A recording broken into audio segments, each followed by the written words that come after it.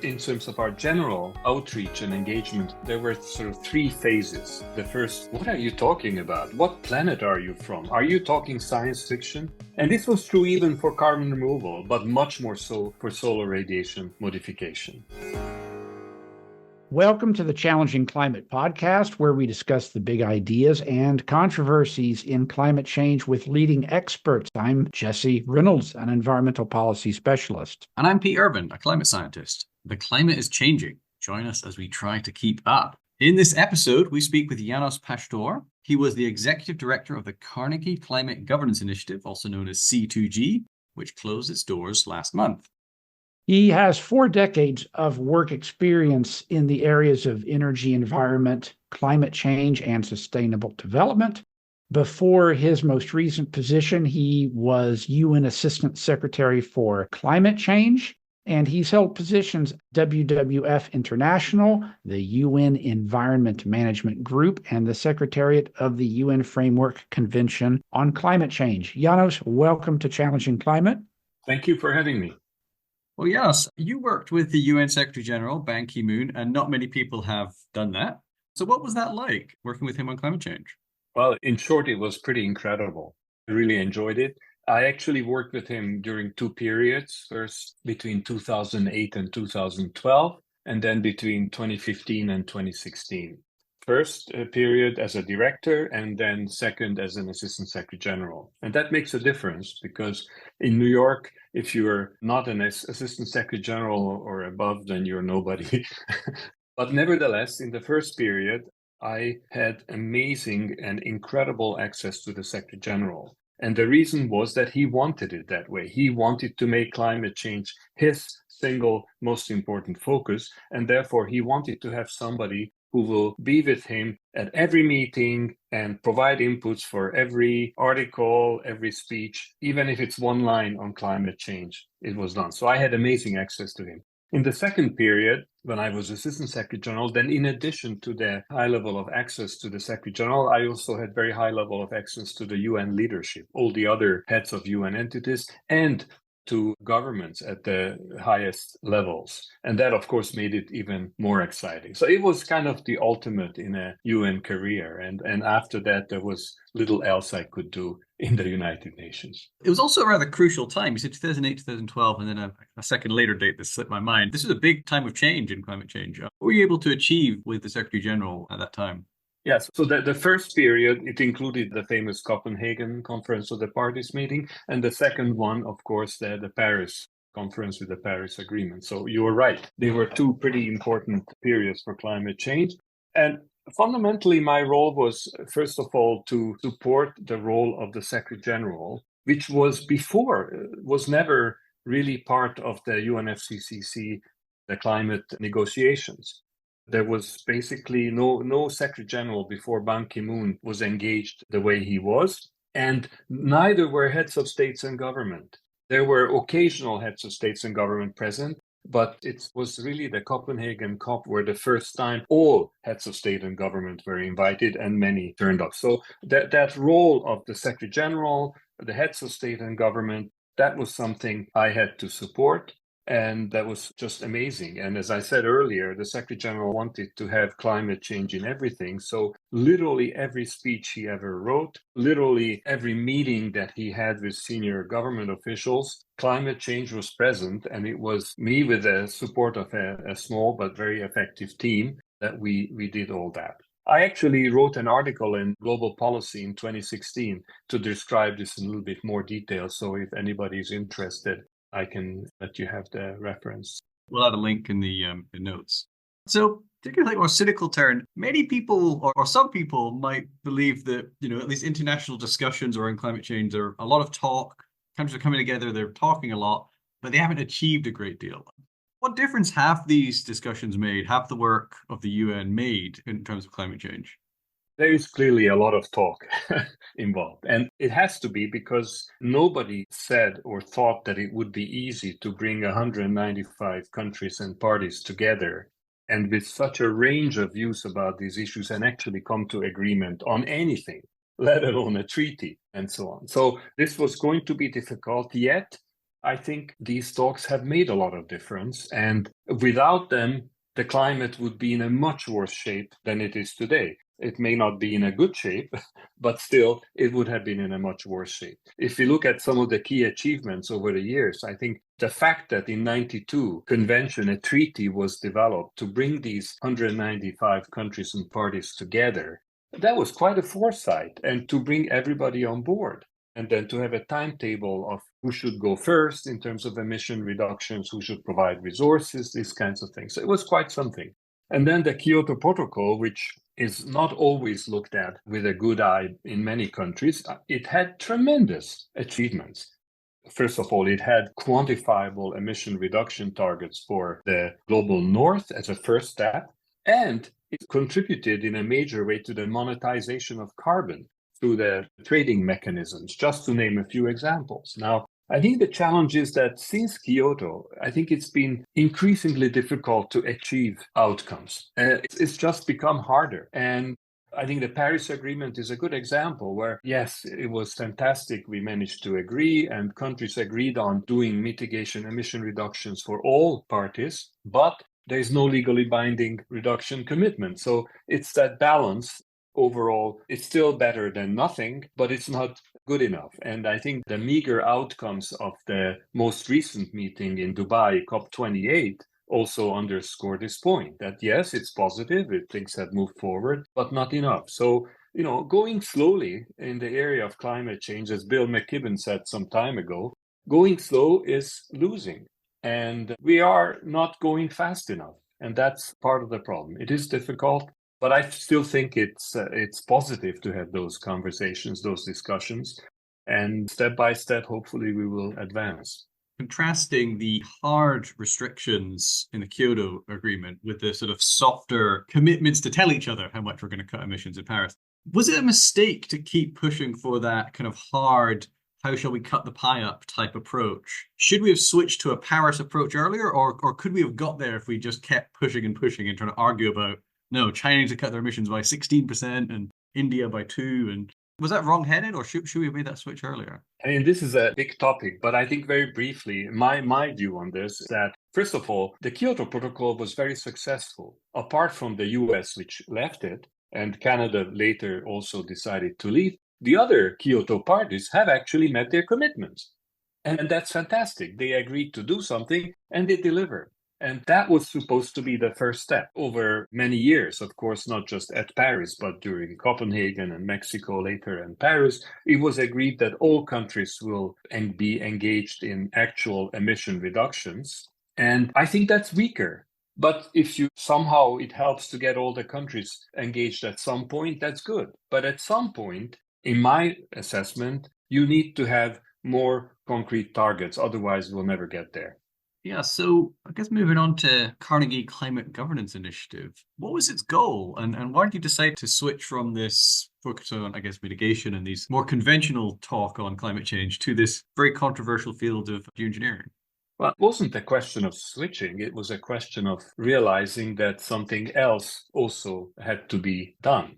But the way it happened is that when I retired from the UN early in 2016, at that time, the Danish V.K. Rasmussen Foundation had been funding some interesting activities on geoengineering governance in the academic spheres. We had excellent work supported by VKR, by Simon Nicholson, Tim Kruger, Anna Maria Hubert, and I could list some other names as well. And at that point, VKR realized that it was important to move this debate from academia to also start looking at the policy aspects of geoengineering governance. And that is when they contacted me. This was early in 2016, just when I was retiring from the UN. So I was literally free to pick up something else. And they asked me if I would be interested in developing and then leading a new entity to address the policy aspects of the governance of geoengineering. And, I, having been heavily engaged in the emission reductions part and what I described earlier, I thought about this for about 20 seconds. And I said, yes, I would be interested.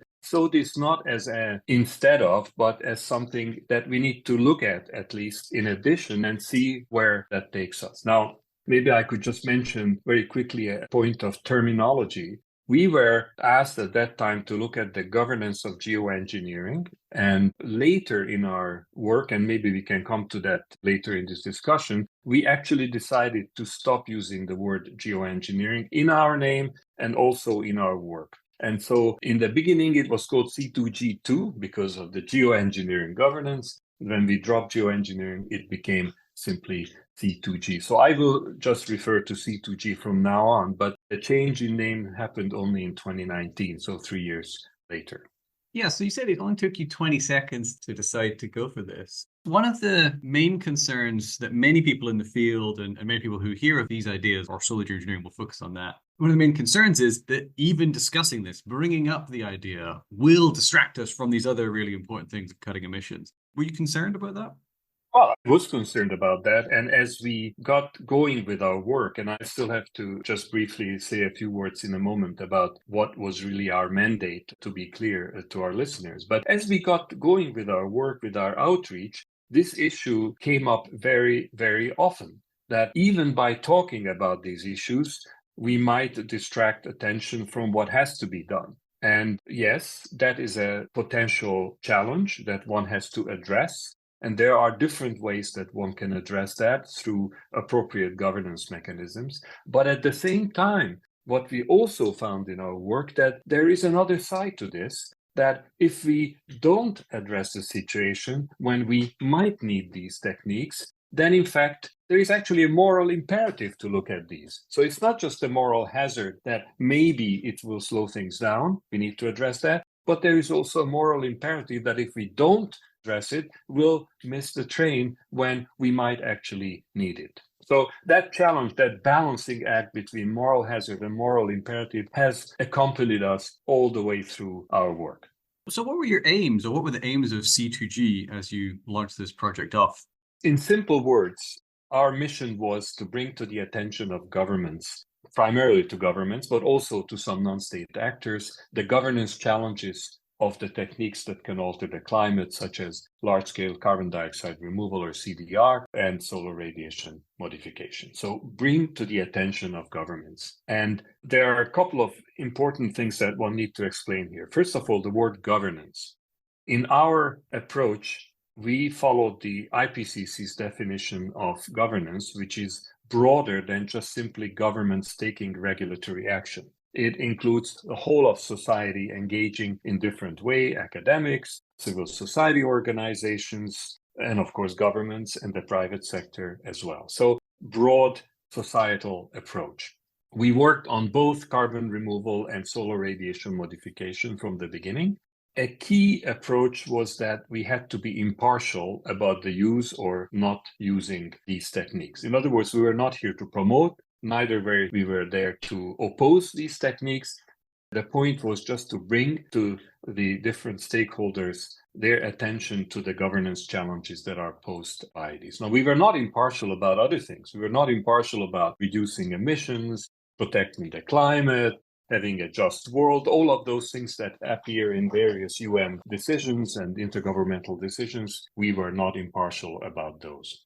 Also, our approach was catalytic, in the sense that the idea was not that we do things as C2G, but that we engage others to do things. And then an important element of our work to provide evidence-based, impartial information to support our outreach work. And we did lots of that: policy briefs, evidence briefs, infographics, special reports. And then later, especially during the period of COVID, we also did many multimedia activities like C2G Learn, C2G Talk, and C2G Discuss. These were the names for those activities. Finally, and that was an important element of our original mandate, is that we wanted to make this into a time-bound initiative, that it would not be creating a new organization that would live on, but rather it would have a specific, and in fact, it happened at the end of last year. And so the end result of all this would be that the world would strengthen existing governance structures for CDR and SRM and create new ones as needed. So that's basically what C2G was all about. Janos, you mentioned the word geoengineering, and this has been a field that has been rife with confusion and occasional debates about nomenclature. For quite some years, The word geoengineering, for better or for worse, included both carbon dioxide removal, CDR, and solar radiation modification, or SRM. In around, you can remind me of the year, I think it was around 2018, you stopped using the word geoengineering, even to the point of changing the name of the organization to reflect that. You adopted the term climate altering technologies as an umbrella term for CDR and SRM. What prompted that change in nomenclature? I know that this gets a little bit into the grass here, but it can be important. So what we had been already, actually it was in 2019 that we changed our name. It was in March, April of 2019. But we were thinking already about the challenge of the word geoengineering because it was confusing, because many people called different things different names. For example, solar geoengineering was often equated geoengineering, but as you said, that official definition at that time from the IPCC of geoengineering included both CDR and SRM. So first of all, it was confusing. It was simply confusing. And we tried to the extent that we could to always distinguish between the two families of techniques, CDR and SRM, but nevertheless, the confusion remained. The second problem that appeared was that the word geoengineering often had negative connotations with many people. So you end up starting on a bad note. And we felt that that was not necessarily helpful for our work. So these were thinking. And then in 2019, when the UN Environment Assembly considering a resolution, and in that resolution, the word geoengineering was there, and it created confusion during the negotiation. So after that, and we may come to talk about that later, but after that event, we said, that's it, we've had enough, it's time to change our name. And not just to change our name, delete that word, but we also agreed not to use the word geoengineering. And Jesse, you mentioned that we switched to the climate altering technology. That's not quite true. We decided not to use a collective term unless we really had to, because it was better to simply talk about carbon removal when you wanted to talk about that, or solar radiation modification when you wanted to talk about that. CDR and SRM are indeed quite different sets of technologies. Let's talk for a moment about the former.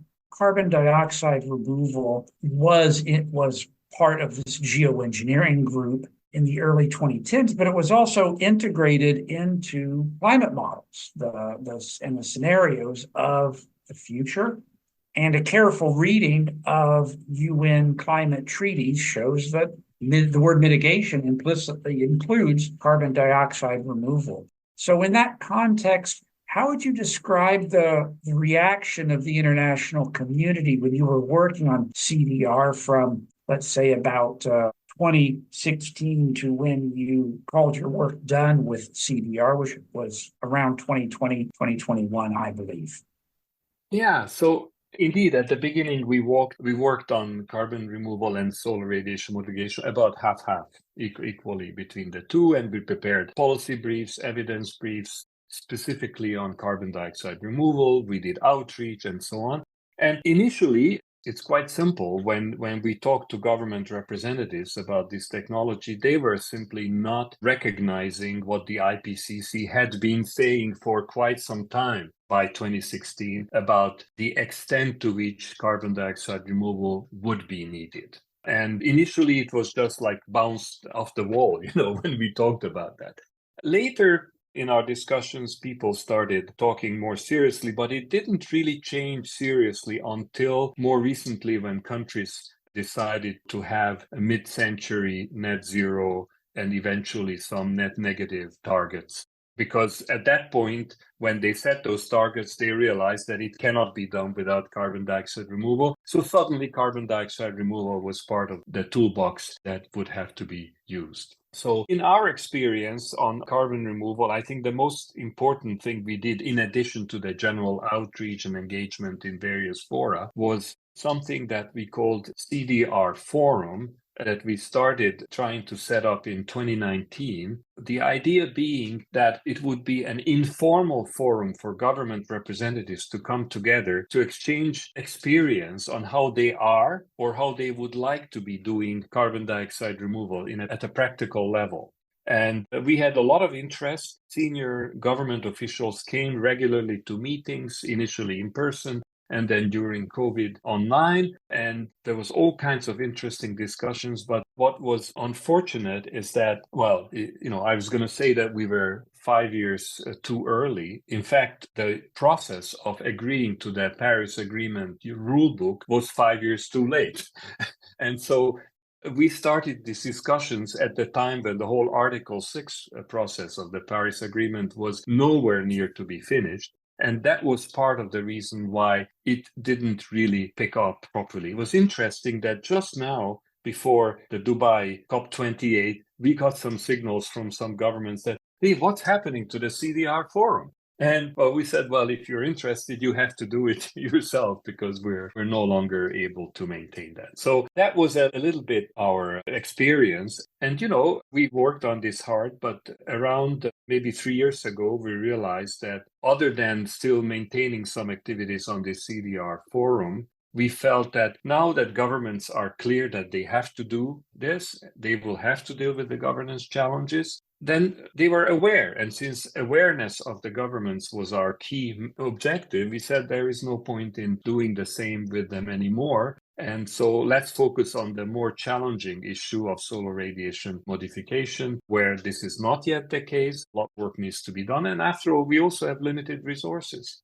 So at the end, we said, let's focus on solar radiation modification and let nature take its course, so to speak, on carbon dioxide removal.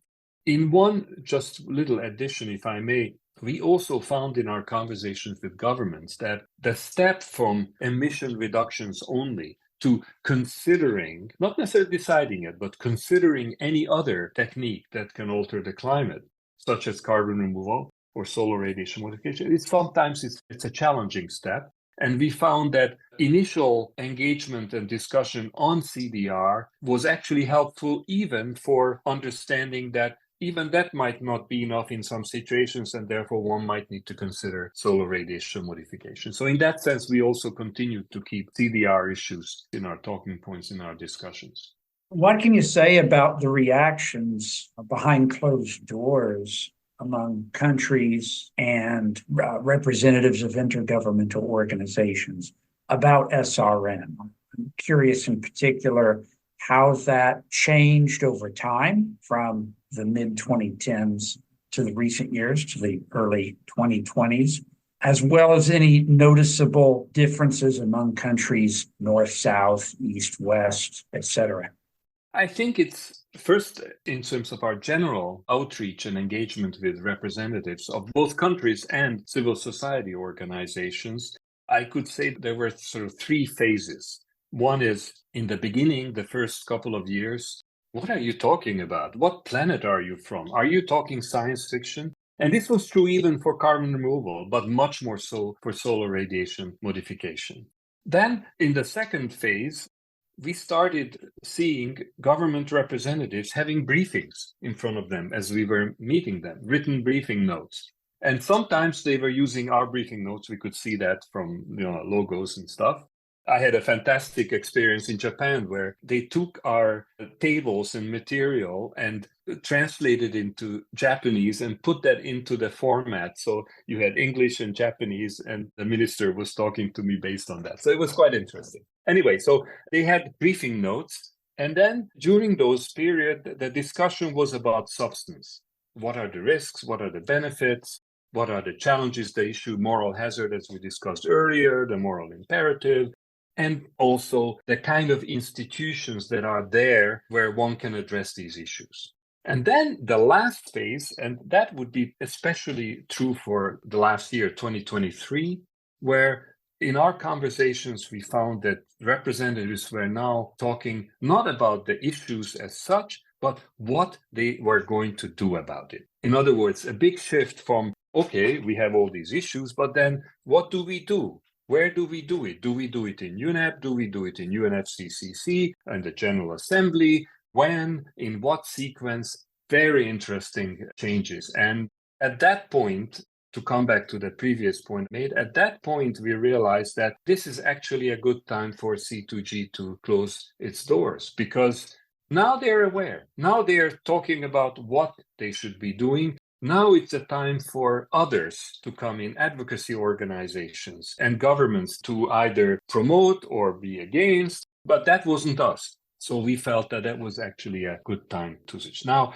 the other part of your question was about differences between countries. And, this is not going to be statistically defensible, but still, I can say that generally we found more openness to discuss issues, particularly of solar radiation modification, in the global south than in the global north, especially in Europe, where the focus was always on the risks. Elsewhere, it was on the risks and benefits. Okay, so this was generally the experience, with one important proviso that in the global south, there was a very strong view expressed all the time that they were afraid of picking on any action that would let off the global north off the hook from their responsibility to reduce their emissions. So there was this challenge. And so that these 2 points were always there. Interestingly, in the global south, there was also, in addition to this concern, there was always the clear need for more capacity building so that they can have better capacity at the scientific, but also at the policy level to address these issues. One interesting category was the youth. We did some work with the youth, and we also found that the youth were more open for discussing. Again, this is not about being for or against solar radiation modification. It's about being open to discuss. And they were more open than, broadly speaking, the adults.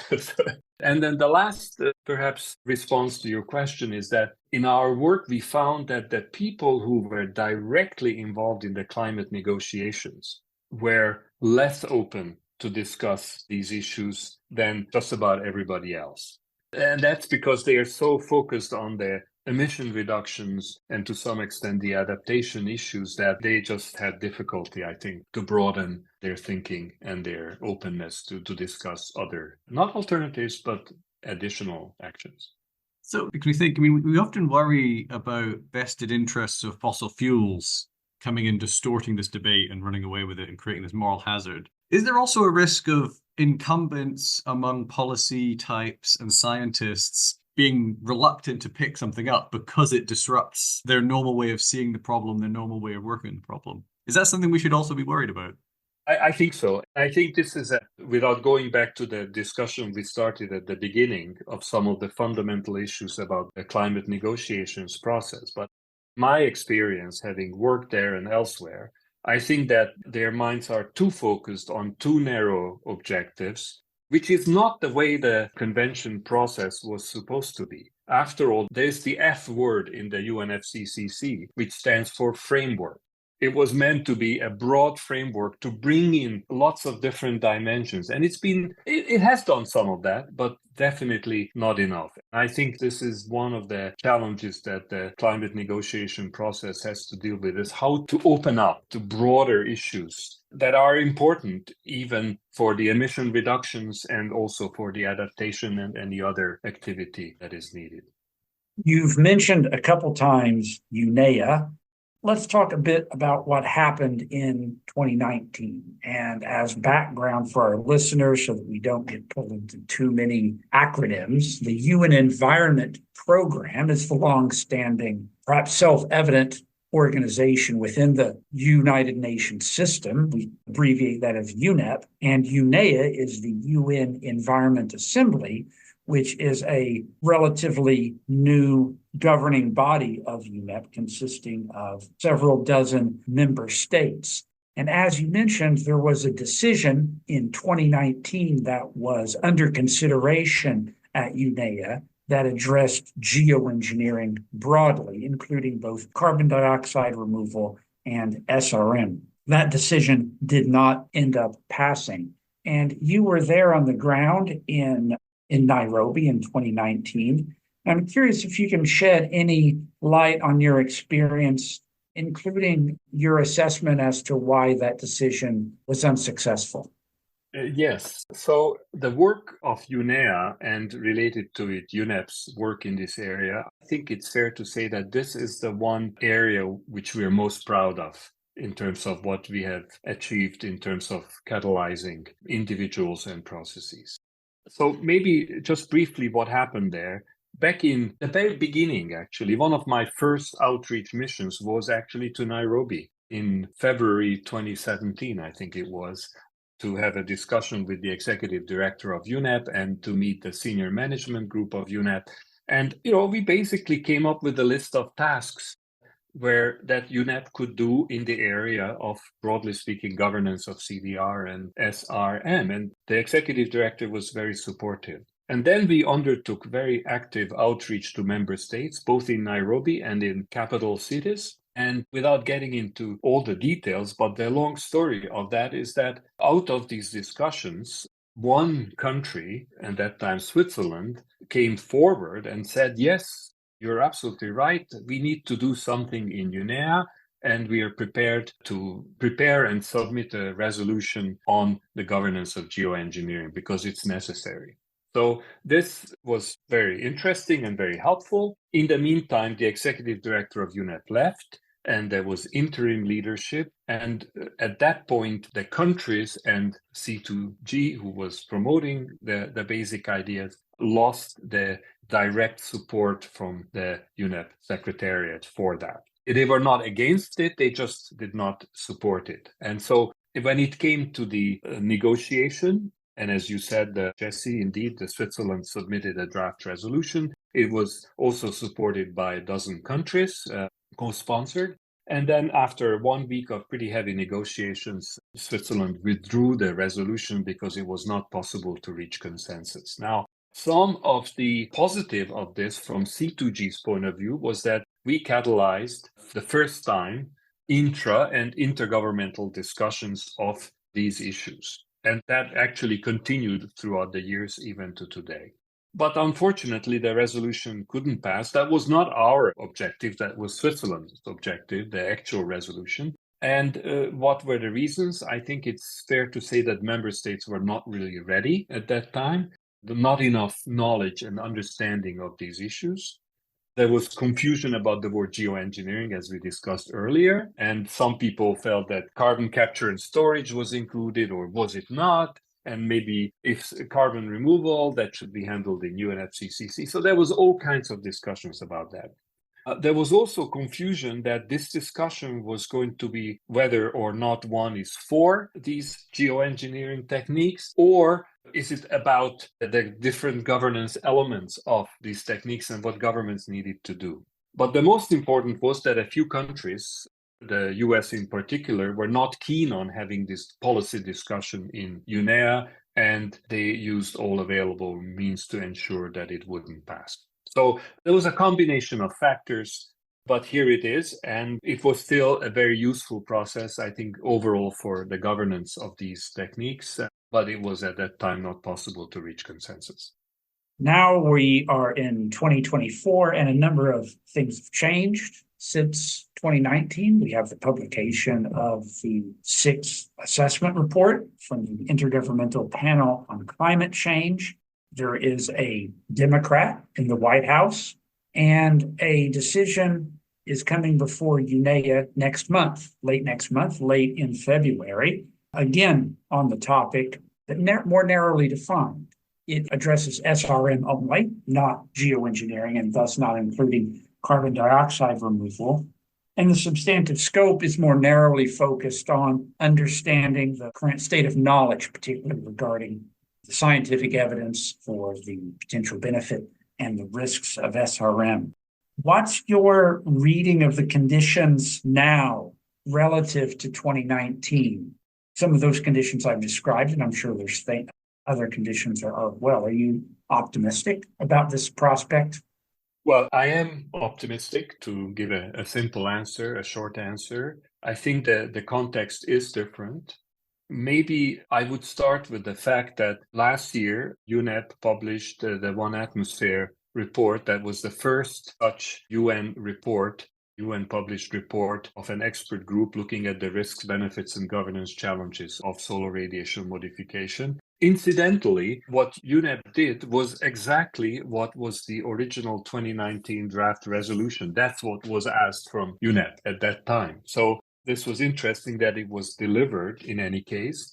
And then In September, the executive director of UNEP wrote a document destined to the member states in preparation for UNEA 6, in which she addressed specifically SRM as one of the key topics that the international community needs to follow and understand better in the coming years. And therefore, she made some recommendations already to set up an ad hoc expert group, inter alia in the other activities as well, in order to follow this. So with those already in place, then came the draft resolution, again sponsored by Switzerland, and all the other activities that have been happening.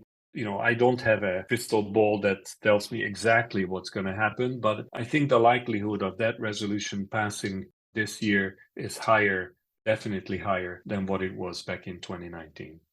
More generally, looking at the state of the governance of SRM, we are now 15 years, in a way, into the international conversations around SRM, if one uses the beginning as the publication of the Royal Society's report, Geoengineering the Climate.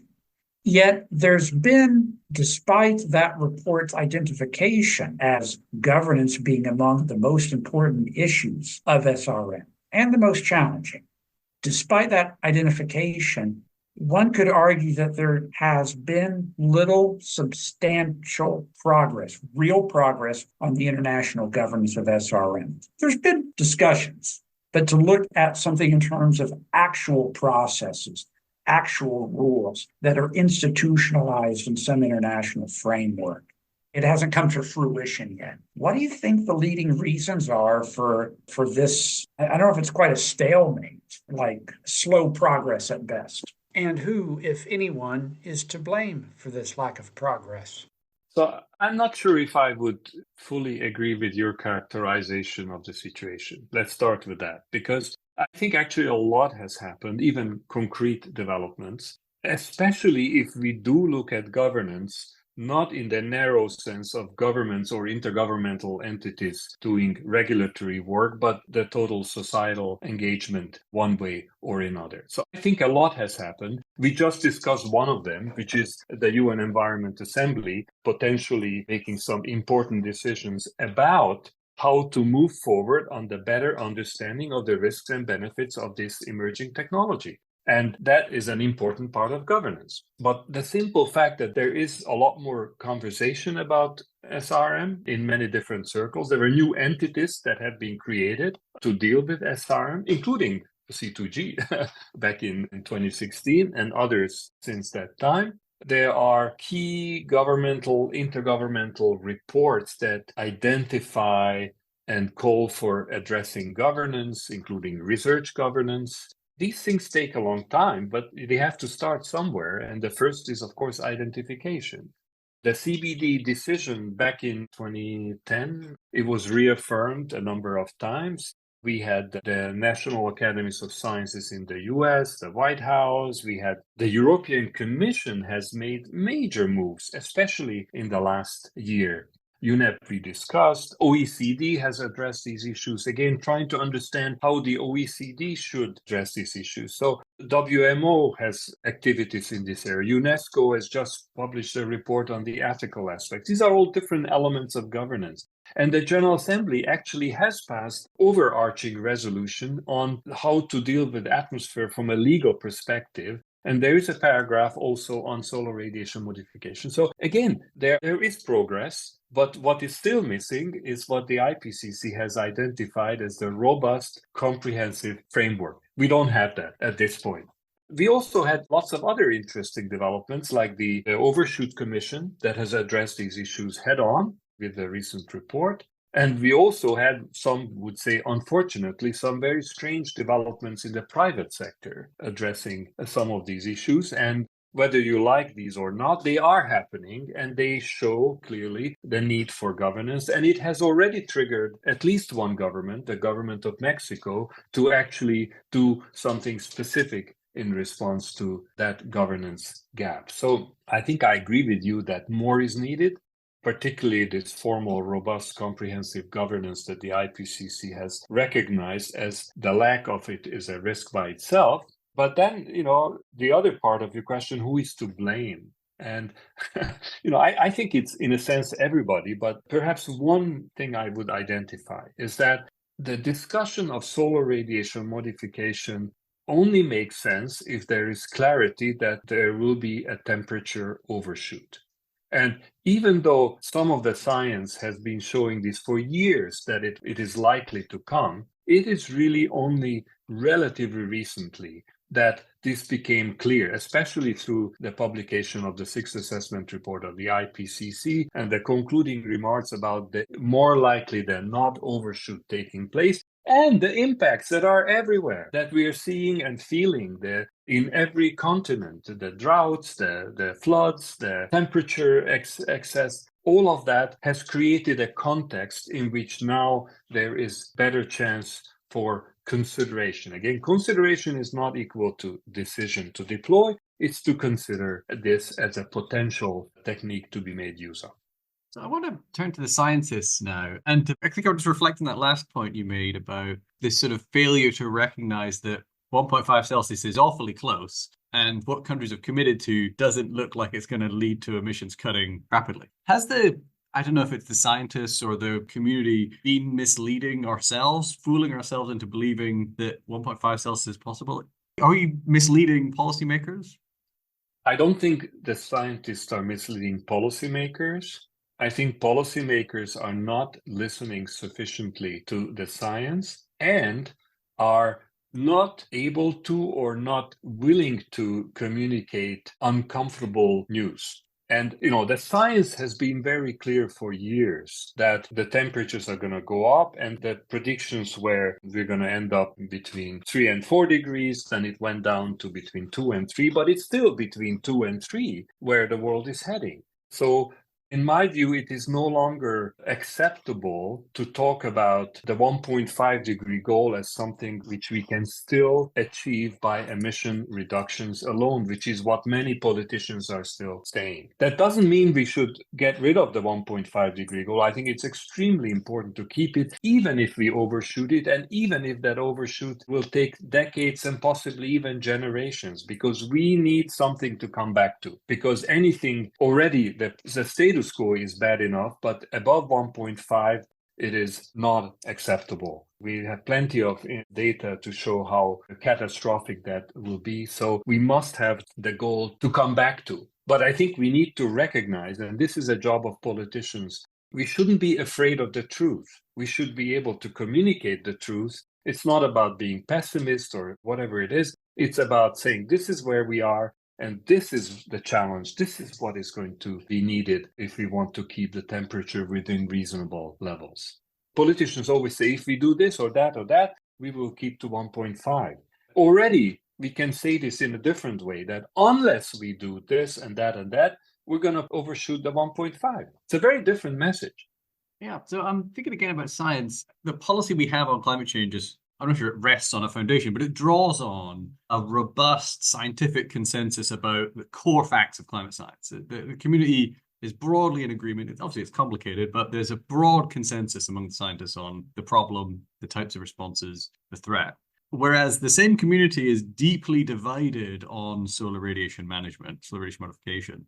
How do you think that's going to play out as policymakers are now taking this issue or beginning to express interest in finding out more about this issue when they come across this divided scientific community? I think this is a very important question. And part of the answer is that whether or not solar radiation modification makes sense and whether or not it would bring a better world compared to not doing it is not just a hardcore number-based scientific question. There are many other very important criteria, some of which are not quantifiable, some of them are religious, ethical, value considerations, or even unquantifiable simply because we don't know enough about the science. So the fact that people have different views, so sometimes very radically different views, is because it's not just a simple equation, you plug it in and you get the answer. And the only way, I mean, maybe not the only way, but the one important way we have seen in our work that one can try to get around this is to engage different stakeholders, representatives of different cultures, different countries, different kinds of representations in conversations about these issues. So they bring their different perspectives on how to value risk, how to value those numbers that we talked about earlier, and therefore build up a broader societal understanding of what would be the implications, positive and negative, of the use of solar radiation modification. And then I think politicians will be more comfortable in addressing the issue and then take some evidence-based decisions. And evidence is not just hard science, evidence is also ethics and values and other things. And then they can take evidence-based decisions at some point in the future, whether or not to proceed. Some find it difficult to ever imagine us in this divided, multipolar world coming to some kind of global consensus. If we move towards developing and eventually deploying this idea, many people are very skeptical that you could have some consensus UN approach. Are you similarly skeptical? How might you imagine this could come about? With great difficulty. Don't think we should underestimate the difficulty of coming to some level of consensus at the global level. And it has to be global because if we talk about stratospheric aerosol injection, I'm not talking about the other solar radiation modification methods that can be more local or regional. But if we talk about stratospheric aerosol injection, there has to be.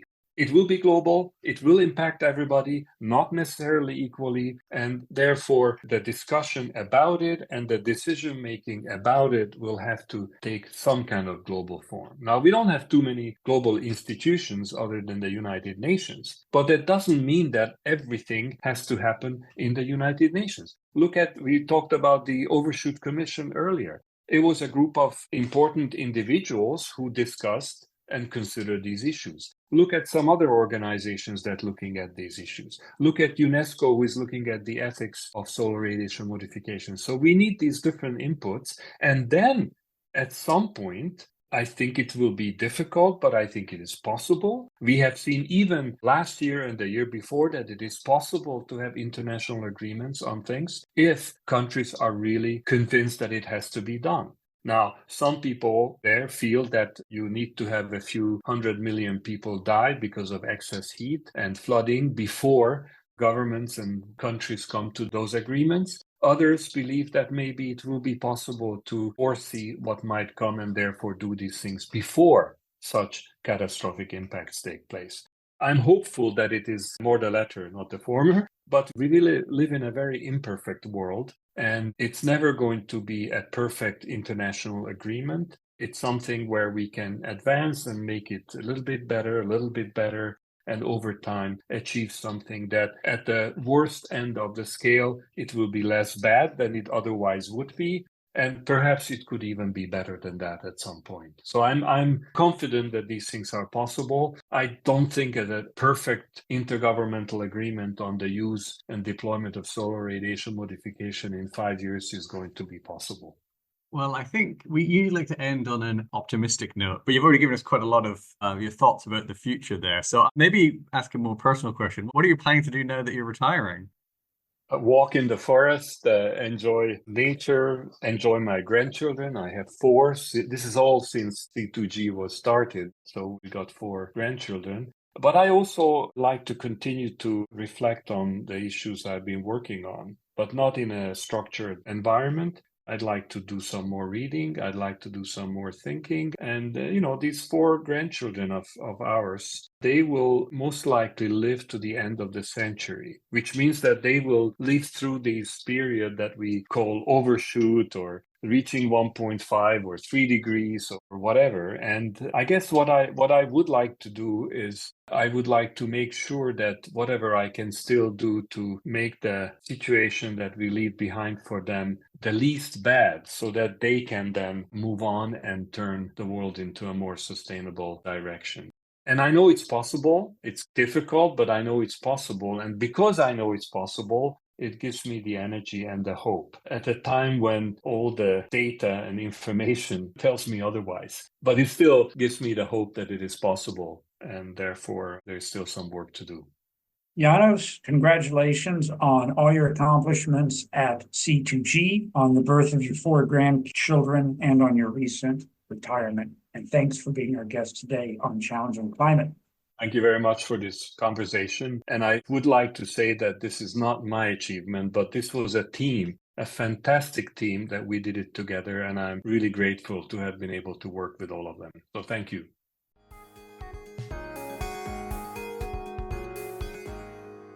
Well, thanks for listening. Please rate or review us on Apple Podcasts and elsewhere, and consider supporting us on Patreon. That's patreon.com/challengingclimate.